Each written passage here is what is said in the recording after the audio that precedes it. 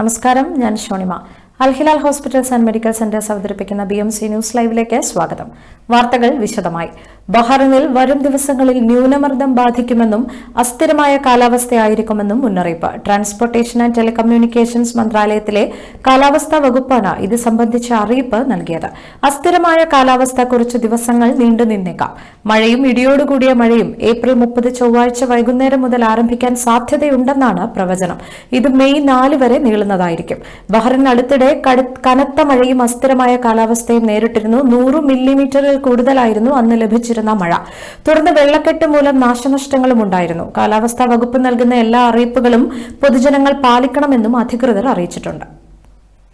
രാജ്യത്ത് പ്രവർത്തിക്കുന്ന അനധികൃത റിക്രൂട്ടിംഗ് ഏജൻസികൾക്കെതിരെ നടപടികൾ സ്വീകരിച്ചതായി LMRA അറിയിച്ചു.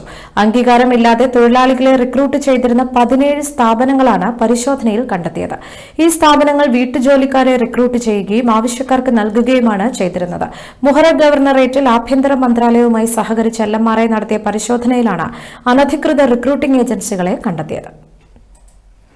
അറബ് പാർലമെന്റ് അവാർഡ് ബഹ്റൈൻ ഉപപ്രധാനമന്ത്രി ഷെയ്ഖ് ഖാലിദ് ബിൻ അബ്ദുള്ള അൽ ഖലീഫയ്ക്ക് ലഭിച്ചു. അറബ് മേഖലയിൽ നടന്ന വളർച്ചയ്ക്കുള്ള അദ്ദേഹത്തിന്റെ പങ്കിനെ ആദരിച്ചാണ് അവാർഡ് നൽകിയത്. വികസനത്തിൽ പൊതുജനങ്ങളെ പ്രത്യേകം പരിഗണിക്കുന്നതാണ് അദ്ദേഹത്തിന്റെ രീതിയെന്നും അതിനാലാണ് പാർലമെന്റിന് പുറത്തുള്ള ഒരാൾക്ക് അവാർഡ് നൽകുന്നതെന്നും അറബ് പാർലമെന്റ് അധ്യക്ഷൻ ആദിൽ അബ്ദുറഹ്മാൻ അൽ അസൂമി വ്യക്തമാക്കി. കനോലി കപ്പ് 2024 മത്സരത്തിൽ അദ്ലിയ FC ജേതാക്കളായി. Nilambur FC Kerala football association ബഹ്റിനുമായി ചേർന്ന് ഏപ്രിൽ 18, 19, 25 തീയതികളിൽ ഹൂറയിലുള്ള അൽറ്റീൽ സ്റ്റേഡിയത്തിൽ വെച്ച് സംഘടിപ്പിച്ച ഫൈനൽ മത്സരത്തിൽ ഡൽമൻ FCയെ 1 ഗോളിന് പരാജയപ്പെടുത്തിയാണ് അദ്ലിയ FC ജേതാക്കളായത്. ഓൾ ഫറ ഹൌസ് സ്പോൺസർ ചെയ്ത വിജയ്ക്കുള്ള കിരീടവും ക്യാഷ് പ്രൈസും കനോലി പ്രസിഡന്റ് ഷബീർ മുക്കനും ജനറൽ സെക്രട്ടറി രജീഷും അദ്ലിയ FCക്ക് കൈമാറി. അസീൽ സൂപ്പർ മാർക്കറ്റ് സ്പോൺസർ ചെയ്ത റണ്ണറപ്പ് ട്രോഫിയും ക്യാഷ് പ്രൈസും Kerala football association president Salam ചത്തോലിയും ജനറൽ സെക്രട്ടറി സജാദ് സുലൈമാനും ഡൽമൻ FCക്ക് കൈമാറി. 16 ടീമുകൾ മാറ്റുരച്ച മത്സരങ്ങളിൽ ഗൂസി സ്ട്രൈക്കർ FC 3ാം സ്ഥാനത്തിന് അർഹരായി. അവർക്കുള്ള ട്രോഫി കൂട്ടായ്മ ട്രഷറർ ജംഷീദ് വളപ്പനാണ് കൈമാറിയത്. ബെസ്റ്റ് ഫെയർ പ്ലേ അവാർഡും അദ്ലിയ FC നേടി. മികച്ച ഗോൾ കീപ്പറായി അദ്ലിയ FCയുടെ തസ്ലീമിനെ തിരഞ്ഞെടുത്തു. Best defender Sadiq Adliya FC, best player Shanif Delmon FC. ടൂർണമെന്റിൽ ഏറ്റവും കൂടുതൽ ഗോൾ അടിച്ചതിനുള്ള നേട്ടം ഗൂസി സ്ട്രൈക്കർ FCയുടെ മിഷേലാണ് സ്വന്തമാക്കിയത്. ടൂർണമെന്റിന് മെഡിക്കൽ സപ്പോർട്ട് നൽകിയത് ഷിഫ അൽ ജസീറ ഹോസ്പിറ്റലാണ്. 2 ആഴ്ചകളായി 3 ദിവസങ്ങളിൽ നടന്ന മത്സരങ്ങൾ ഇല്യാസും ഹഫ്സലുമാണ് നിയന്ത്രിച്ചത്. ആഷിഫ് വടപുരം, തസ്ലീം തെന്നാടൻ, മനു തറയത്ത്, മറ്റംഗങ്ങൾ എന്നിവർ ടൂർണമെന്റ് കൺവീനർമാരായി പ്രവർത്തിച്ചു. മുഹറക് മലയാളി സമാജം 2024-26 കാലയളവിലേക്കുള്ള ഭരണസമിതിയെ തിരഞ്ഞെടുത്തു. മുഹറക് MMS ഓഫീസിൽ തിരഞ്ഞെടുപ്പ് വരണാധികാരി ലത്തീഫ് കോളിക്കലിന്റെ നേതൃത്വത്തിൽ നടന്ന യോഗം പ്രസിഡന്റായി അനസ് റഹീമിനെയും സെക്രട്ടറിയായി ആനന്ദ് വേണുഗോപാൽ നായരെയും ട്രഷററായി ശിവശങ്കർ കൊച്ചിയെയും തിരഞ്ഞെടുത്തു. മറ്റു ഭാരവാഹികളായി വൈസ് പ്രസിഡന്റുമാരായി അബ്ദുൾ മൻഷീർ, ദിവ്യ പ്രമോദ്, ജോയിന്റ് സെക്രട്ടറിമാരായി ബാഹിര അനസ്, സുനിൽ കുമാർ, അസിസ്റ്റന്റ് ട്രഷററായി തങ്കച്ചൻ ചാക്കോയെയും എന്റർടൈൻമെന്റ് കൺവീനറായി ഫിറോസ് വെളിയൻകോടിനെയും മെമ്പർഷിപ്പ് സെക്രട്ടറിയായി മുഹമ്മദ് ഷാഫിയെയും സ്പോർട്സ് വിംഗ് കൺവീനറായി അബ്ദുൾ റഹ്മാൻ പട്ല, ചാരിറ്റി വിംഗ് കൺവീനറായി പ്രമോദ് വടകരയെയും മീഡിയ സെൽ കൺവീനറായി പ്രമോദ് കുമാർ എന്നിവരെയും തിരഞ്ഞെടുത്തു. ഉപദേശക സമിതി ചെയർമാനായി ലത്തീഫ് കെയെയും തിരഞ്ഞെടുത്തു. 1 മാസക്കാലമായി നടന്ന സംഘടനാ തിരഞ്ഞെടുപ്പ് നടപടിക്രമങ്ങൾ പാലിച്ചായിരുന്നു ഈ തിരഞ്ഞെടുപ്പ്. ഹജ്ജ് തീർത്ഥാടനം നടത്തുന്നതിന് പ്രത്യേക ഔദ്യോഗിക പെർമിറ്റ് നിർബന്ധമാണെന്ന് Saudi council of senior scholars വ്യക്തമാക്കി. തീർത്ഥാടകരുടെ സൌകര്യം, സുരക്ഷ എന്നിവ മുൻനിർത്തി ഏർപ്പെടുത്തുന്ന ഇത്തരം ഹജ്ജ് പെർമിറ്റുകൾ ശരിയായ നിയമപ്രകാരം നിർബന്ധമാണെന്ന് കൌൺസിൽ ചൂണ്ടിക്കാട്ടി. പെർമിറ്റ് ഇല്ലാതെ ഹജ്ജ് അനുഷ്ഠിക്കുന്നത് അനുവദനീയമല്ലെന്നും കൌൺസിൽ കൂട്ടിച്ചേർത്തു. ഏപ്രിൽ 27-ന് ആഭ്യന്തര മന്ത്രാലയം, ഹജ്ജ് മന്ത്രാലയം, മറ്റു വകുപ്പുകൾ എന്നിവർ നടത്തിയ സംയുക്ത പത്രസമ്മേളനത്തിന് ശേഷമാണ് ഇത് സംബന്ധിച്ച അറിയിപ്പ് നൽകിയത്. സുഗമമായ തീർത്ഥാടനം ഉറപ്പുവരുത്തുന്നതിന് തീർത്ഥാടകരുടെ ആരോഗ്യം, താമസം, ഭക്ഷണം തുടങ്ങിയ ഘടകങ്ങൾ ഉറപ്പാക്കുന്നത് മുൻനിർത്തിയുമാണ് പെർമിറ്റുകൾ ഏർപ്പെടുത്തിയിരിക്കുന്നതെന്നും കൌൺസിൽ വ്യക്തമാക്കി. BMC ന്യൂസിൽ ഇനിയൊരു ഇടവേള.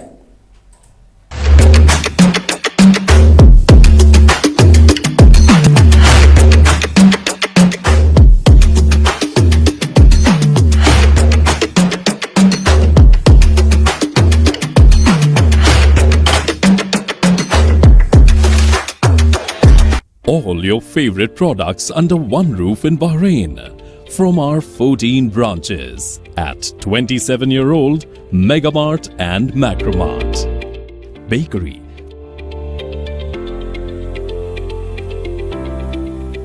Fresh meat and fish.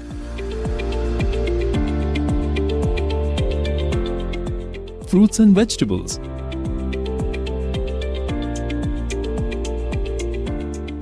Sweets and snacks, ready-to-eat foods. Dairy products, grocery or consumer goods. To have a wonderful shopping experience, please visit your nearest Megamart Macromart branch. Megamart and Macromart, full of goodness.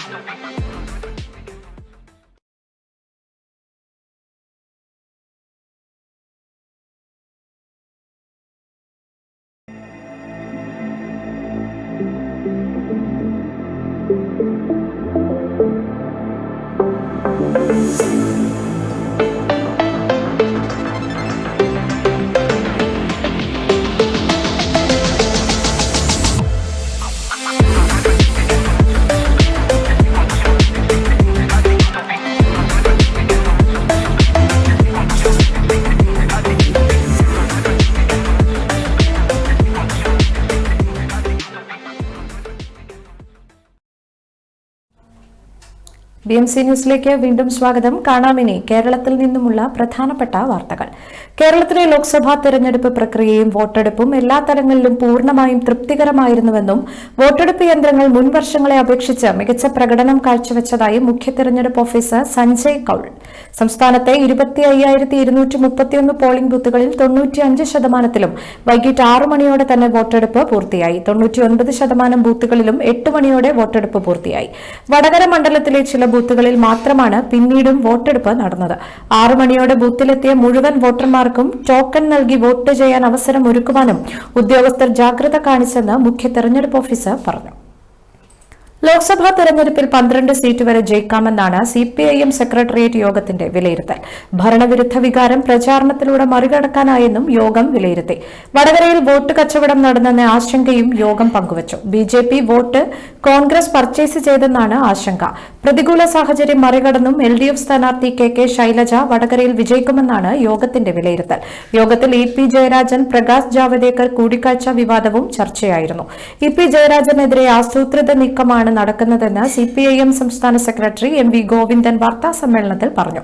വിഷയത്തിൽ നടപടിയെടുക്കേണ്ട ആവശ്യമില്ല എന്നും വിഷയത്തിൽ ജയരാജന്റെ നിയമ നടപടിക്ക് പൂർണ്ണ പിന്തുണ party നൽകുമെന്നും MV ഗോവിന്ദൻ അറിയിച്ചു. കേരളത്തിൽ ഉടൻ ലോഡ് ഷെഡിംഗ് ഏർപ്പെടുത്താൻ ആലോചിക്കുന്നില്ലെന്ന് മന്ത്രി കെ കൃഷ്ണൻകുട്ടി. അമിത ഉപഭോഗമാണ് അപര്യാപ്ത ലോഡ് ഷെഡിംഗിലേക്ക് നയിച്ചത്. വൈദ്യുതി ഉപയോഗം നിയന്ത്രിക്കാൻ കഴിഞ്ഞില്ലെങ്കിൽ സംസ്ഥാനം പ്രതിസന്ധിയിലേക്ക് കടക്കും. പ്രതിദിന ഉപയോഗം 110 ദശലക്ഷം യൂണിറ്റ് വരെ എത്തി നിൽക്കുന്നു. ഇത് പ്രതിസന്ധിയാണ് എന്നും അദ്ദേഹം അറിയിച്ചു. ഉഷ്ണതരംഗം ആരോഗ്യത്തെയും ശരീരത്തിന്റെ പ്രവർത്തനങ്ങളെയും പ്രതികൂലമായി ബാധിക്കാൻ സാധ്യതയുള്ളതിനാൽ ജാഗ്രത പാലിക്കണമെന്ന് ആരോഗ്യവകുപ്പ് മന്ത്രി വീണ ജോർജ്. കുഞ്ഞുങ്ങൾ, പ്രായമായവർ, ഗർഭിണികൾ, ഗുരുതര രോഗമുള്ളവർ എന്നിവർ പ്രത്യേകം ശ്രദ്ധിക്കണം. ഈ വിഭാഗത്തിലുള്ളവർ കഴിയുന്നതും നേരിട്ട് വെയിൽ ഏൽക്കാതിരിക്കുക. നിർജ്ജലീകരണം ഉണ്ടാകാൻ സാധ്യതയുള്ളതിനാൽ ധാരാളം വെള്ളം കുടിക്കുകയെന്നതാണ് പ്രധാന പ്രതിരോധ മാർഗം. എന്തെങ്കിലും ശാരീരിക ബുദ്ധിമുട്ടുകൾ ഉണ്ടായാൽ ചികിത്സ തേടേണ്ടതാണെന്നും മന്ത്രി അഭ്യർത്ഥിച്ചു. അന്തരീക്ഷ താപനില തുടർച്ചയായി സാധാരണയിൽ കൂടുതൽ ഉയർന്നു നിൽക്കുന്നതിനെയാണ് ഉഷ്ണതരംഗമെന്ന് പറയുന്നത്. ഉയർന്ന ചൂട്, സൂര്യാഘാതം, സൂര്യതാപം, നിർജ്ജലീകരണം തുടങ്ങി നിരവധി ഗുരുതരമായ ആരോഗ്യ പ്രശ്നങ്ങൾക്കും കാരണമാകും. അതിനാൽ വളരെയേറെ ശ്രദ്ധിക്കണമെന്നും മന്ത്രി കൂട്ടിച്ചേർത്തു. അതോടൊപ്പം സംസ്ഥാനത്ത് വരും ദിവസങ്ങളിലും കൊടും ചൂട് തുടരുമെന്നാണ് കാലാവസ്ഥാ വകുപ്പിന്റെ മുന്നറിയിപ്പ്. പാലക്കാട് ജില്ലയിലെ ചില പ്രദേശങ്ങളിൽ ഉഷ്ണതരംഗ സാധ്യത തുടരുന്നതിനാൽ കേന്ദ്ര കാലാവസ്ഥാ വകുപ്പ് ഓറഞ്ച് അലർട്ട് പ്രഖ്യാപിച്ചു. ജില്ലയിലെ വിദ്യാഭ്യാസ സ്ഥാപനങ്ങൾ അടയ്ക്കാനും ദുരന്ത നിവാരണ അതോറിറ്റി ജില്ലാ കളക്ടർക്ക് നിർദ്ദേശം നൽകിയിട്ടുണ്ട്. ഉയർന്ന താപനില മുന്നറിയിപ്പായ ഓറഞ്ച് അലർട്ട് പ്രഖ്യാപിച്ച പശ്ചാത്തലത്തിലാണ് തീരുമാനം. കൊല്ലം, തൃശൂർ ജില്ലകളിലെ ചില പ്രദേശങ്ങളിൽ ഏപ്രിൽ 29 ഉഷ്ണതരംഗ സാധ്യത നിലനിൽക്കുന്നതിനാൽ കേന്ദ്ര കാലാവസ്ഥാ വകുപ്പ് യെല്ലോ അലർട്ടും പ്രഖ്യാപിച്ചിരുന്നു. ഈ വാർത്തയോടുകൂടി ഇന്നത്തെ BMC ന്യൂസ് ലൈവിൽ മലയാളം വാർത്തകൾ പൂർണ്ണമാകുന്നു. ശുഭരാത്രി.